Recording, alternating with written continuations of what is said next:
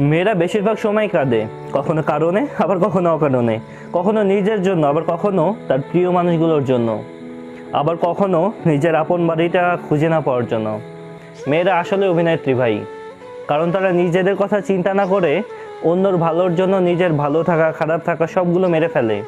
মেয়েরা সত্যি অনেক মিথ্যাবাদী, কারণ তারা নিজের মধ্যে হাজারটা দুঃখ কষ্ট রেখে সবাইকে বোঝায় যে তারা আসলে ভালো আছে। মেয়ে হয়ে জন্ম নেওয়াটা অনেক সহজ ভাই, কিন্তু বিশ্বাস কর, মেয়ে হয়ে বেঁচে থাকাটা অনেক কষ্টকর। কারণ তাদের হাসতে গেলেও ভাবতে হয়, আর তাদের কাঁদতে গেলেও ভাবা লাগে। মেয়েরা চাকরি না করলে শুনতে হয় আরামে খেয়ে মোটা হচ্ছে, আর চাকরি করলে রাত করে বাসায় ফিরলে সমাজে সুন্দর সুন্দর লোক বলে মেয়েটার দুশ্চরিত্রা। মেয়েরা প্রতিবাদ না করলে সবাই ভাবে সমস্ত দোষ বোধহয় মেয়েটার, আর প্রতিবাদ করলে সবাই বলবে মেয়েটা বিয়াদব। বিষয়টা দুঃখজনক হইলেও দোষ এটাই সত্যি।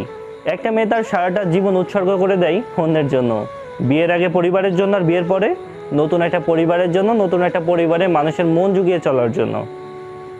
তারপরও একটা মেয়ে বুঝতে পারে না যে তার আসল পরিবারটা কোনটা। একটা মেয়ে কালো হলে কখনো কোনো মানুষ তার হাতটা ধরে সামনের দিকে এগোতে চায় না। একটা মেয়ে কালো হলে সে কখনোই সমাজের দাম পায় না ভাই। একটা মেয়ে দেখতে কালো হলে সে কখনোই লোক সমাজে ছবি তুলতে পারে না, লজ্জা পায়। কারণ কিছু সাদা চামড়ার সুন্দর মানুষ আছে যারা কিনা দূর থেকে হাসাহাসি করে।